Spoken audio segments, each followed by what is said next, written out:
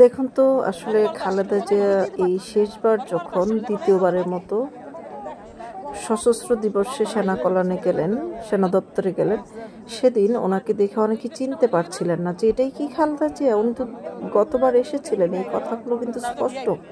তো এই ধরনের এত অসুস্থ অবস্থায় যার হাত ফুলে পানি জমে গেছে, তিনি কত খুশিতে সেখানে উপস্থিত হয়েছেন। এর কারণ আছে, বলছি আপনাদেরকে, এখনই বলবো।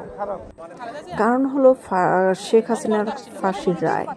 ফাঁসির রায় তিনি এতটাই খুশি, এতটাই উদ্বিগ্ন ছিলেন যে ইউনূসের ভালোবাসা জানানোর জন্য, সবার প্রতি কৃতজ্ঞতা জানানোর জন্য এবং উনি যে খুশি হয়েছেন সেটি জানানোর জন্য, ওনার আনন্দকে ভাগ করে নেওয়ার জন্য গিয়েছিলেন।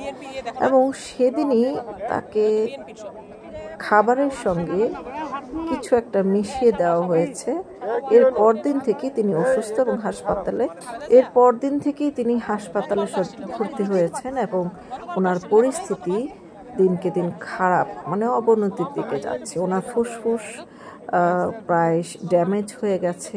ওনার যে পাকস্থলী, সিরোসিস সব কিছুই শেষের দিকে, ওনার বেঁচে থাকার সম্ভাবনা নেই বলেই চলে।